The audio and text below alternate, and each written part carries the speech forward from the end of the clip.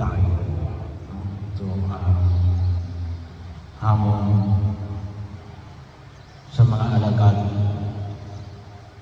na kanilang ipinarating kay Jesus. So, hindi lang natin alam kung ang mga, presume itong mga alagad ay marunong lumangoy. Pero siyempre naman, ay kapag lumubog sila, ay hindi mo alam kung hanggang kailan ka pwedeng lumangoy at mag-flow sa gitna ng lawa, parang katulad din sa lawa ng Laguna. Kapag magpunta ka sa gitna, abot sa nang malapit ka lamang sa pangpang, kahit na marunong kang lumangoy, ay pwede mong ikamatay kapag lumubog ang bangka.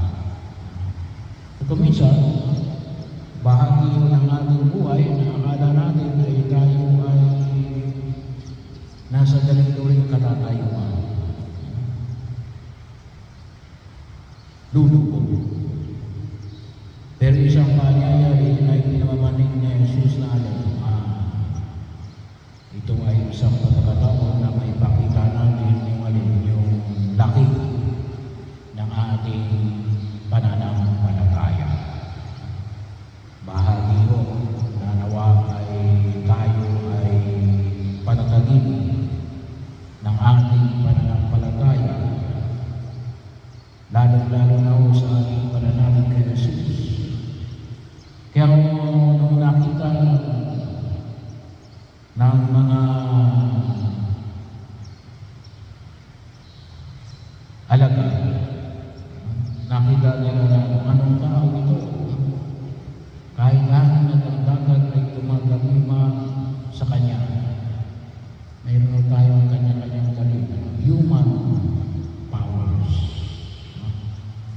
At alam natin kung kapag mayroon ng tao ay makikita natin na may kanya-kanya tayong galing o kapangyarihan. Sangayon sa natura ng tao.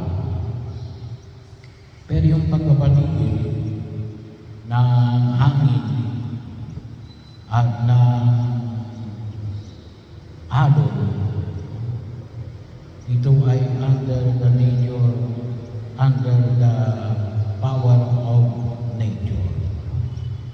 So, kapangyarihan na higit sa kapangyarihan ng kalikasan. Bagaman ngayong panahon na ito, yung technological advancement, pwede natin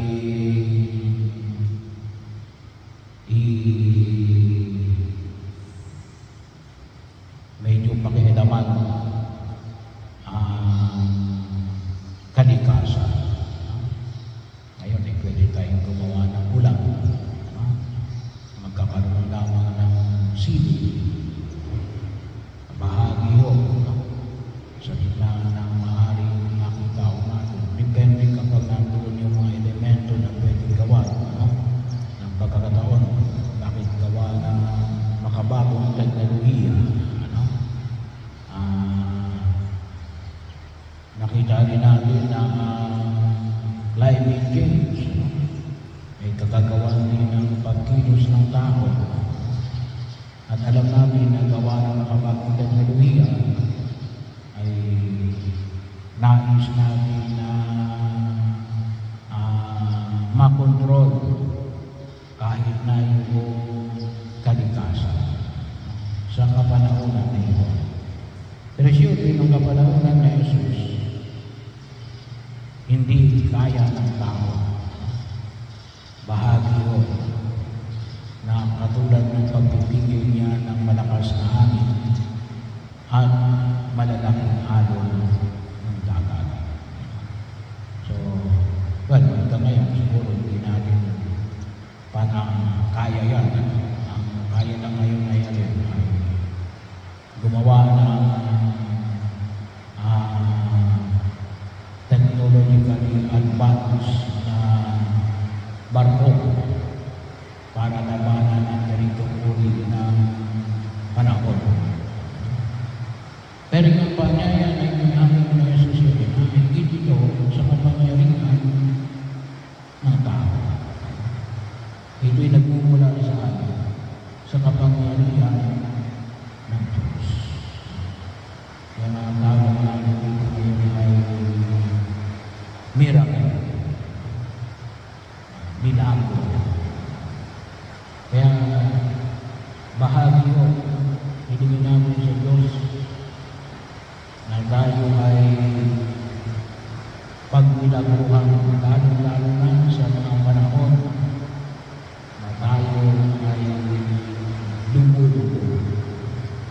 lumapit tayo palagi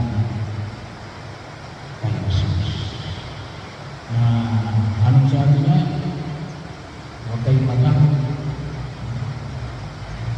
Napakaliit naman ang mananalig ninyo. Kaya ituloy namin, Panginoon, dagdagan